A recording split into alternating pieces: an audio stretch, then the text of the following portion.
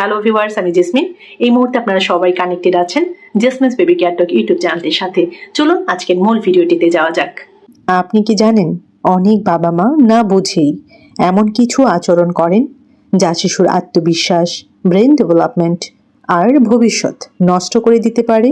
আজকের ভিডিওটিতে জানবেন 6 থেকে 14 বছরের বাচ্চার সাথে করা সবচেয়ে ভয়ঙ্কর 5টি প্যারেন্টিং মিস্টেক, যেগুলো বিজ্ঞানীরাও সতর্ক করেছেন। বাচ্চাকে ভালোবাসলেই ভালো প্যারেন্ট হওয়া যায় না। কিছু ছোট ভুল অজান্তেই শিশুর মনকে দুর্বল করে দেয়। আজকের ভিডিওটি শেষ পর্যন্ত দেখুন, কারণ 5 নম্বর ভুলটি প্রায় 80% বাবা মা প্রতিদিন করেন। প্রথম মিস্টেকটি হচ্ছে সবার সামনে অপমান করা, ইনসাল্ট করা। তুই কিছুই পারিস না, দেখ ও কত ভালো। এই কথাগুলো শিশুর আত্মসম্মানে বড় আঘাত করে। গবেষণায় দেখা গেছে, বারবার অপমানিত শিশু ধীরে ধীরে অ্যাংশাস এবং ইন্ট্রোভার্ট হয়ে যেতে পারে। সে নিজের উপর বিশ্বাস হারাতে শুরু করে। তো করণীয় কি? ভুল হলে সবার সামনে নয়, আলাদা করে শান্তভাবে বোঝান।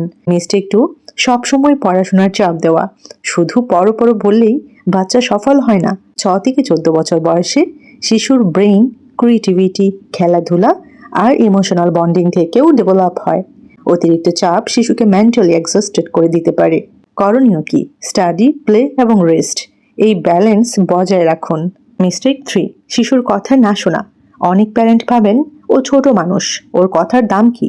কিন্তু চাইল্ড সাইকোলজি বলছে, যেসব শিশুর কথা মন দিয়ে শোনা হয় তারা ভবিষ্যতে বেশি কনফিডেন্ট হয়, আর যাদের ইগনোর করা হয় তারা ধীরে ধীরে ইমোশনালি ডিস্ট্যান্ট হয়ে যায়। করণীয় কি? প্রতিদিন অন্তত 10 মিনিট শুধু বাচ্চার কথা শুনুন। মিস্টেক 4, অন্য বাচ্চার সাথে তুলনা করা। দেখ, পাশের বাসার ছেলে ফার্স্ট হয়েছে। এই কম্প্যারিজন শিশুর মোটিভেশন বাড়ায় না, বরং জেলাসি আর ইনসিকিউরিটি তৈরি করে। গবেষণায় দেখা গেছে, বারবার কম্প্যারিজন করা শিশুদের সেলফ এস্টিম কমে যায়। করণীয় কি? তুলনা নয়, নিজের আগের পারফরম্যান্স থেকে ইমপ্রুভমেন্ট দেখান বাচ্চাকে। মিস্টেক 5, মোবাইল দিয়ে চুপ করিয়ে রাখা। এইটাই আজকের সবচেয়ে ডেঞ্জারাস মিস্টেক। বাচ্চা কান্না করলেই মোবাইল দিয়ে দিলে তার ব্রেন ইনস্ট্যান্ট ডোপামিনে অভ্যস্ত হয়ে যায়। ফলে কনসেন্ট্রেশন কমে যেতে পারে, রাগ বাড়তে পারে, এমনকি সোশ্যাল স্কিলও দুর্বল হতে পারে। করণীয় কি? মোবাইলের বদলে গল্প করুন, ড্রয়িং করতে দিন, অথবা বাইরে খেলতে উৎসাহ দিন। বিশ্বজুড়ে প্যারেন্টিং এক্সপার্টসরা কি বলছেন? শিশুর ব্রেন ডেভেলপমেন্ট শুধু খাবার বা পড়াশোনার উপর নয়, প্যারেন্টের আচরণের উপরও নির্ভর করে। আপনার একটি ভালো ব্যবহারই শিশুর ভবিষ্যৎ বদলে দিতে পারে। এই সেগমেন্টে আরো কিছু ইন্টারেস্টিং ইনফরমেশন আপনাদের সাথে শেয়ার করব। খুব ইম্পর্টেন্ট, খুব মনোযোগ দিয়ে কিন্তু শুনতে হবে। আপনি কি কখনো রাগের মাথায় বাচ্চাকে বলেছেন, তুই কিছুই পারিস না? অথবা এমনটা কি বলেছেন, দেখ অন্যরা কত ভালো? মনোবিজ্ঞানীরা বলছেন, বাবা মায়ের কিছু সাধারণ কথা শিশুর আত্মবিশ্বাস ধীরে ধীরে ধ্বংস করে দিতে পারে। এখন এই সেগমেন্টে আপনারা জানবেন সেই 7টি ডেঞ্জারাস কথা, যেগুলো বলা এখনই বন্ধ করা দরকার। একটা শিশুর কনফিডেন্স জন্মগত নয়, এটা তৈরি হয় বাবা মায়ের ব্যবহার, কথা আর পরিবেশ থেকে। কিন্তু অনেক সময় আমরা না বুঝেই এমন কিছু কথা বলে ফেলি যা শিশুর মনে গভীর আঘাত তৈরি করে। আমি আপনাদেরকে বলবো, ভিডিওটি শেষ পর্যন্ত দেখুন, কারণ 7 নম্বর যে কথাটি প্রায় সব পরিবারেই দেখা যায় বলা হয়। প্রথম কথা, তুই কিছুই পারিস না। এই একটি বাক্য শিশুর ব্রেইনে ফেইলিউর মাইন্ডসেট তৈরি করতে পারে। বারবার একই কথা শুনলে বাচ্চা ভাবতে শুরু করে, আমি আসলেই ইউজলেস। গবেষণায় দেখা গেছে, নেগেটিভ লেভেলিং শিশুদের সেলফ কনফিডেন্স কমিয়ে দেয় এবং নতুন কিছু শেখার আগ্রহ নষ্ট করতে পারে। তো কি বলবেন?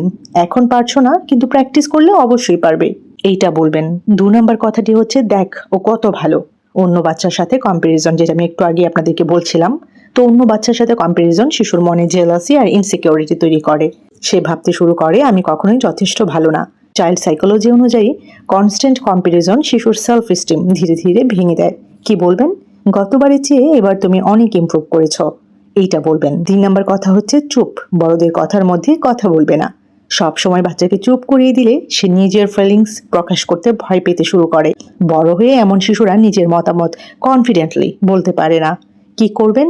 ওর কথা শেষ পর্যন্ত শুনুন, তারপর শান্তভাবে বুঝিয়ে বলুন। 4 নম্বর কথা, তোমার জন্যই আমি কষ্টে আছি। এই ইমোশনাল গিল্ট শিশুর মনে অদ্ভুত প্রেশার তৈরি করে। সে নিজেকে পরিবারের বোঝা মনে করতে শুরু করতে পারে। অনেক সময় এতে অ্যাংজাইটিও তৈরি হয়। কি বলবেন? আমরা সবাই মিলে সমস্যার সমাধান করব। 5 নম্বর কথা, ছেলেরা কাঁদে না। মেয়েরা এটা করে না, এরকম কথা বলা বা এই কথাগুলোই বলা। এই ধরনের কথা শিশুর ন্যাচারাল ইমোশন আটকে দেয়, ফলে বাচ্চা নিজের ফিলিংস সাপ্রেস করতে শেখে। মনোবিজ্ঞানীরা বলছেন ইমোশন লুকাতে লুকাতে শিশুর মেন্টাল স্ট্রেস অনেক গুণ বেড়ে যেতে পারে। কি করবেন? বাচ্চাকে ইমোশন হেলদি ওয়েতে প্রকাশ করতে শেখান। 6 নম্বর কথা, তুমি সবসময় ভুল করো। শিশু যদি সবসময় ক্রিটিসিজম শুনতে থাকে তাহলে তার কনফিডেন্স ধীরে ধীরে ডিসঅ্যাপিয়ার হয়ে যায়। সে নতুন কিছু ট্রাই করতেও ভয় পায়। কি বলবেন?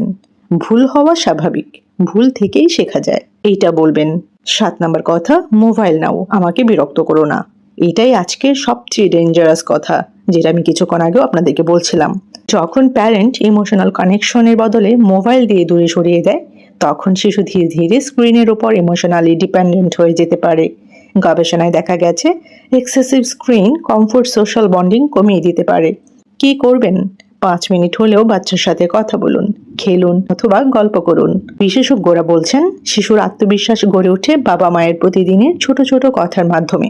আপনার একটি ভালো বাক্য শিশুকে সাহসী করতে পারে, আর একটি খারাপ বাক্য তাকে ভেতরে ভেতরে ভেঙেও দিতে পারে। কমেন্টে আমাকে লিখে জানান এই 7টি ভুলের মধ্যে কোন কথাটি আমরা সবচেয়ে বেশি বলে ফেলি। এখন আমি আপনাদেরকে জানাবো সন্তানের আত্মবিশ্বাস বাড়াতে বাবা মায়ের 12টি জাদুকরী কথা। প্রথম কথা, তুমি পারবে, আমি তোমার উপর বিশ্বাস করি। দ্বিতীয় কথা, ভুল করা শেখারই অংশ। তৃতীয় কথা, তোমার চেষ্টা আমাকে গর্বিত করে।